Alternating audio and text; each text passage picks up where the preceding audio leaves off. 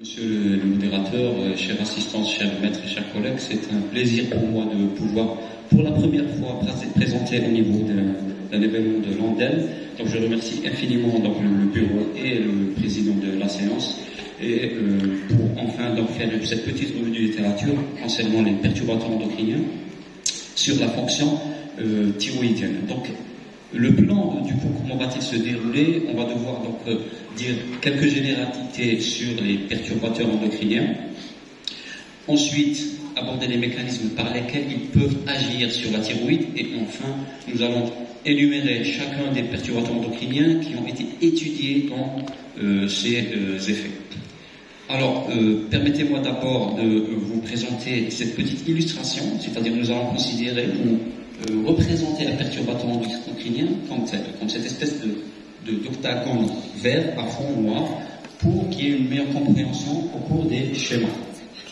Un perturbateur endocrinien, donc, par définition, il est capable d'agir au niveau de n'importe quelle étape ou stade de la fonction endocrine, allant donc de la synthèse, de la sécrétion hormonale jusqu'à la liaison à l'hormone, à son récepteur et donc la réponse au niveau cellulaire.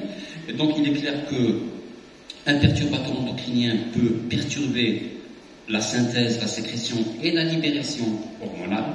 Il peut perturber à la fois également le transport, mais bien sûr, et c'est le phénomène le plus connu, d'interagir avec le récepteur hormonal et empêcher l'hormone donc d'interagir avec son propre récepteur. Donc c'est l'effet de compétition qui est le plus connu. Mais pour mieux comprendre donc le phénomène qui est plus ou moins à la mode, qui fait beaucoup l'objet de débats politiques, comment a-t-il commencé? C'est-à-dire si on remontait dans le temps, là où tout a commencé, et faire un petit peu d'historique. Il faut savoir que l'historique de la perturbation endocrinienne, elle va de pair avec l'histoire elle-même de l'endocrinologie, qui prend son essor, ou sa naissance, au début du XXe siècle, grâce aux travaux de Bayliss et Starling en découvrant la sécrétine. À ce moment-là, il y avait un ensemble de produits chimiques qui étaient déjà commercialisés, et c'est grâce aux travaux donc, de Dodds, durant les années 30, qui s'est intéressé à ces composés et à leur activité œstrogénique. Donc des composés à activité œstrogénique, mais sans noyau phénanthrin. C'est quoi le noyau phénanthrin? C'est ce noyau-là, constitué donc de 14 carbones, auquel si on ajoute 3 carbones, vous allez certainement le reconnaître, c'est le noyau commun à toutes les hormones stéroïdes. Et donc, en étudiant ces ensembles de composés à visée industrielle, donc ces composés avaient en commun cette structure-là. Presque tous les composés avaient cette même structure, avec donc deux noyaux aromatiques de type phénol, si vous voulez, liés par une chaîne à un ou plusieurs carbones, et qui sont eux-mêmes liés à deux radicaux alkyles. Par exemple, si ces deux radicaux alkyles sont de type méthyle, c'est-à-dire CH3, c'est la structure chimique du bisphénol A, qui a été étudiée lors de cette époque. Un autre composé, lorsque les radicaux alkyles s'agissent de éthyle, et lorsqu'il y a donc deux atomes de carbone au milieu, c'est bien sûr le diéthylstilbestrol, qui vous connaissez certainement sous le nom du Distilbène. Le Distilbène, qui est un médicament commercialisé entre les années 40 et les années 70 pour prévenir les avortements, et qui a fait donc beaucoup de ravages, en l'occurrence des cancers génitaux chez la progéniture de sexe féminin. Et un autre composé que nous connaissons également, où il y a donc les deux noyaux phényles reliés à des atomes de chlore et 3 autres atomes de chlore, c'est le dichlorodiphényl trichloroéthane. Ce n'est autre que le DDT, le fameux DDT qui est actuellement interdit, et je pense que tout bon endocrinologue a la conscience que le DDT est un perturbateur endocrinien, puisque c'est à partir de lui-même qu'est synthétisé le mithotane pour freiner la fonction surrénalienne. Alors, toutes ces données, on les connaissait, hein, l'homme les savait. Malgré ça, ça n'a pas empêché de commercialiser tous ces composés.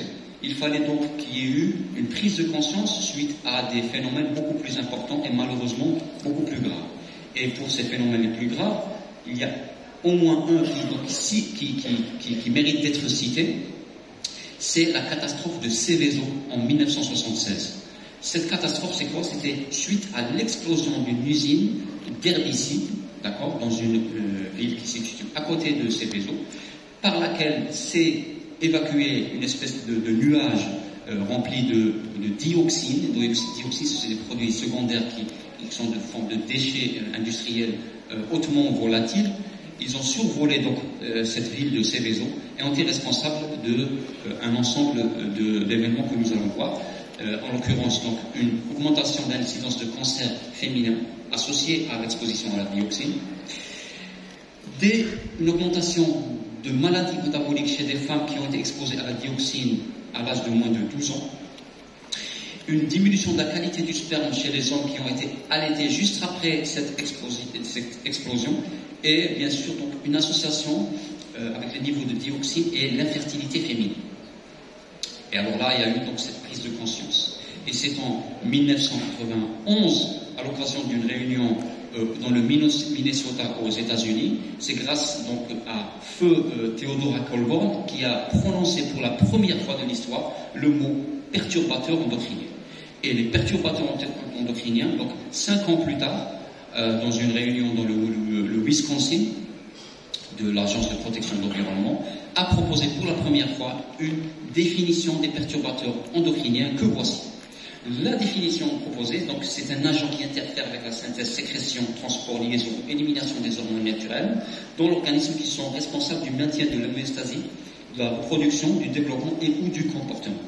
Quelques années plus tard, l'Enterprise Society, dans leur position statement, a proposé donc une autre définition qui paraît plus simple mais qui a le mérite d'être citée puisqu'elle précise un mot extrêmement important, un mot-clé qui est mixture, et nous allons voir pourquoi.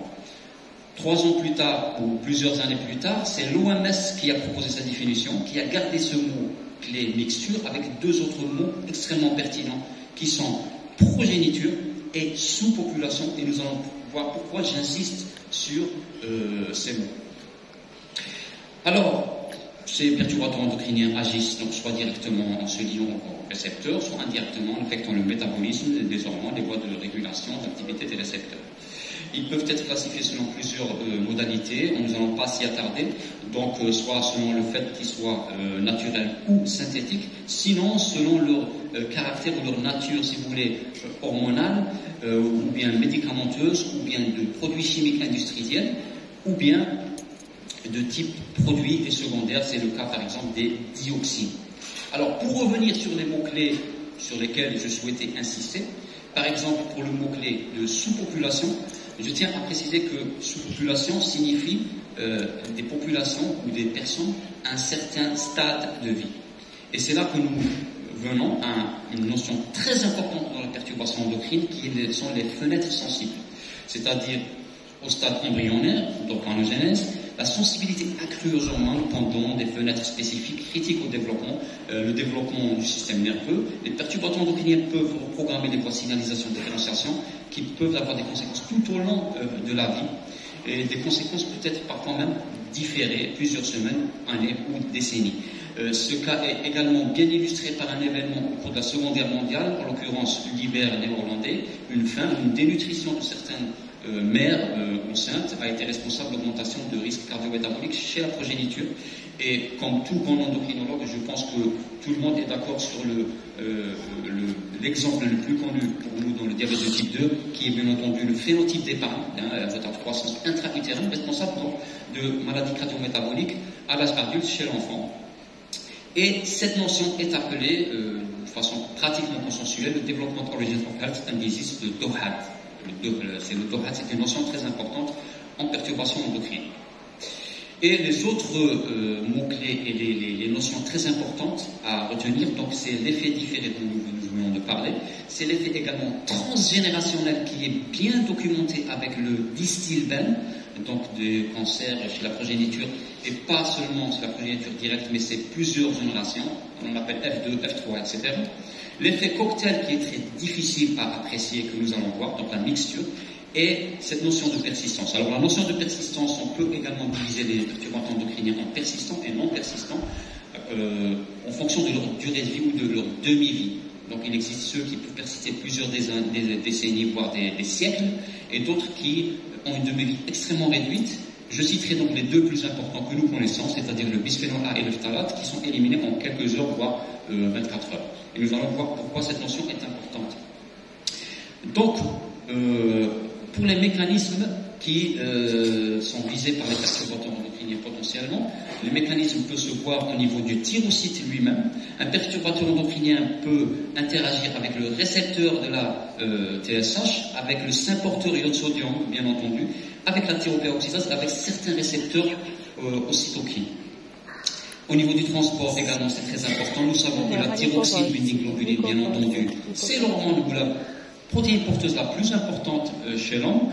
La transthyrétine, elle est plutôt minoritaire, elle est mineure, elle est accessoire si vous voulez, quoiqu'elle est majeure chez la souris, mais elle joue un rôle extrêmement important dans le transfert des hormones thyroïdiennes à travers la barrière hémato-encéphalique et à travers le placenta. Et ce qui a été remarqué, c'est que les polychlorobiphényles ont une liaison compétitive avec cette protéine porteuse. Un petit rappel également qui est non moins important, c'est que le récepteur aux hormones thyroïdiennes est un récepteur nucléaire et qui est de situation intracytoplasmique, intracellulaire. Donc l'hormone, elle a besoin de pénétrer à travers un transporteur avant d'interagir avec son récepteur. Donc un perturbateur endocrinien peut également agir à ce niveau. Il peut interagir avec le transporteur et empêcher donc l'hormone de pénétrer à l'intérieur de la cellule et d'agir. Et puis, tout simplement, il peut agir directement en se liant au récepteur en intracellulaire. Et on a, bien entendu, d'autres moyens d'interaction qui sont le métabolisme en agissant sur certaines désiolases et sur des enzymes hépatiques, notamment de glucuroconjugase. Donc, après avoir donc abordé toutes ces notions qui sont des prérequis indispensables pour l'appréhension des effets, nous allons donc aborder perturbateurs endocriniens par perturbateurs endocriniens des plus importants, les plus connus, vers les moins connus. Donc le bisphénol A, je pense que tout le monde en a entendu parler. On en a parlé, donc il s'agit donc de cette structure-là. C'est un composant très très important de ce qu'on appelle l'époxyrésine. L'époxyrésine, elle est utilisée dans le revêtement intérieur des boîtes de conserve, dans les canettes, dans les CD, DVD, dans certains biberons en plastique. Elle était également utilisée dans le papier thermique et dans certaines bouteilles ou distributeurs d'eau. Heureusement, pas actuellement. Et si vous voulez, par exemple, vérifier s'il n'y a pas de bisphénol dans une bouteille, vous n'avez qu'à voir le numéro qui est écrit au bas de la bouteille. C'est le numéro 7, donc les polycarbonates. Le numéro 7 contient du bisphénol A. Généralement, nos bouteilles que j'ai pu vérifier sont toujours du numéro 1. C'est le polyéthylène terephthalate à ne pas confondre avec les phtalates. Ce n'est pas la même chose. Et à ma connaissance, pas de notion de perturbation endocrinienne sous ce produit. Donc les résultats sont contradictoires, notamment chez l'animal.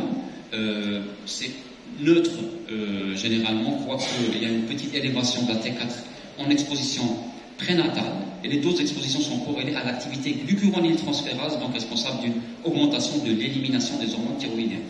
In vitro, le bisphénol A inhibe donc l'activité de la thyroperoxydase recombinante, responsable d'une inhibition de métamorphisme induit par la T3 chez ces têtards. Il se lie à la transthyrétine, il est un ligand faible du récepteur aux hormones thyroïdiennes, et ces dérivés également ont une très forte affinité pour le récepteur. Effet très intéressant, c'est qu'il module l'expression des gènes liés à la thyroïde dans le cerveau, ce qui rend compte de cet effet de fenêtre sensible, de dorade, d'effet beaucoup plus ravageur à certaines périodes de vie. Chez l'homme, donc, un sous-groupe a été recueilli dans l'étude NANES, c'est-à-dire le programme NANES qui a toujours été pratiqué aux États-Unis, 1345 participations, on retrouvait donc une relation inverse entre l'excrétion urinaire de bisphénol A et les valeurs de T4 et de TSH. Et nous disposons actuellement, donc en raison de cet article paru il y a une année, d'une revue systématique qui a donc colligé les résultats de 12 études et qui retrouve une association négative entre le bisphénol A et la TSH chez les enfants. En raison de tous ces effets de bisphénol A, les scientifiques auraient tenté donc de synthétiser des substituts, c'est-à-dire des produits industriels susceptibles, en espérant qu'il n'ait pas donc d'effet. Mais malheureusement, jusque-là, les travaux faits chez les larves de poissons herbes ont retrouvé ces effets sur la thyroïde. Alors les phtalates, qui sont l'autre perturbateur endocrinien non persistant, également utilisé dans des plastiques, pour des propriétés fluidifiantes et assouplissantes commercialisées depuis les années 30, ils ne sont pas chimiquement liés au PVC, c'est-à-dire parce qu'ils sont associés au polychlorure de vinyle, en l'occurrence le PVC, et elles sont donc lâchement liées, et donc elles se libèrent rapidement, et ont été largement détectées dans l'air intérieur, dans la poussière, dans l'eau, et même dans les aliments. Il s'agit donc de polyester de l'acide phtalique. Fait intéressant à savoir, c'est que quand on parle de bisphénol A, il y a le bisphénol A, un seul. Par contre, pour les phtalates, il y en a beaucoup. Le diéthylhexylphthalate, le dibutylphthalate, et pour ne citer que ces deux-là, parce que ce sont les plus fréquents et les plus utilisés. Le diéthylhexylphthalate est donc présent dans les jouets, dans les matériels médicaux et dans certains cosmétiques comme les vernis à ongles. Et ils ont des effets bien sûr prouvés de type œstrogénique, anti-androgénique et anti-œstrogénique, mais leurs effets donc sur la thyroïde, on a remarqué donc une réduction de la FT4, de la T4 pardon, sous régime contaminé au diéthylhexylphthalate par rapport à témoin chez le rat, une diminution dose dépendante des T3 et T4 au dibutylphthalate et des changements morphologiques de la thyroïde.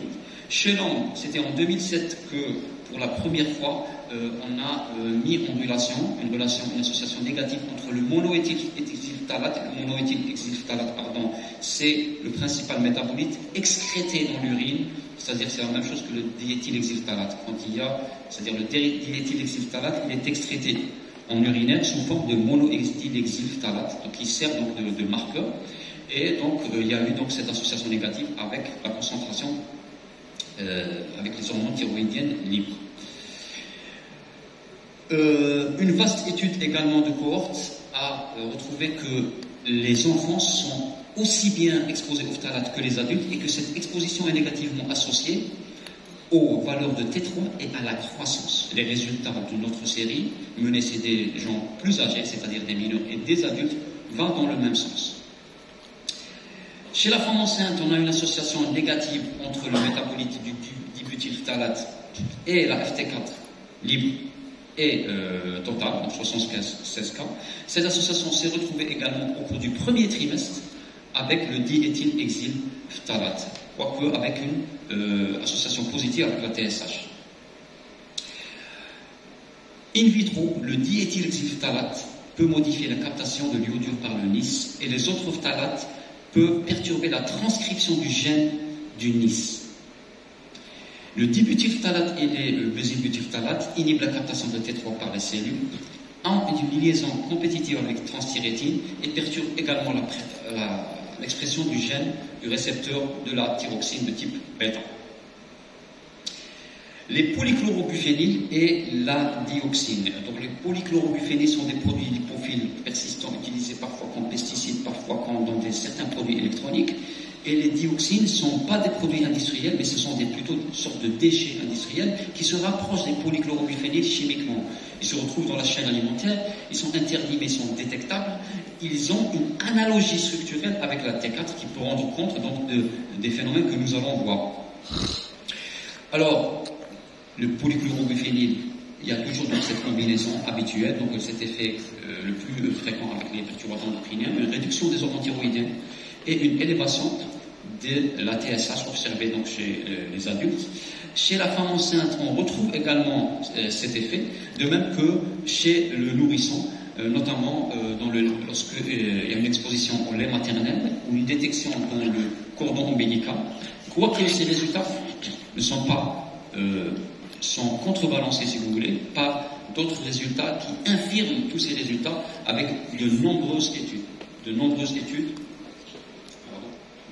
études viennent infirmer ces résultats.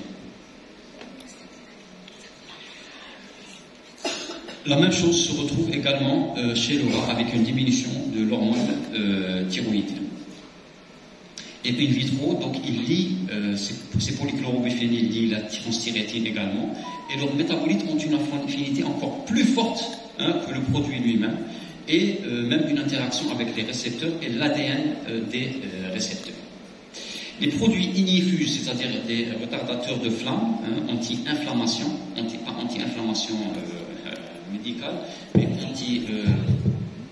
anti-brûlure si vous voulez, ou brûlure de produits. Donc ces produits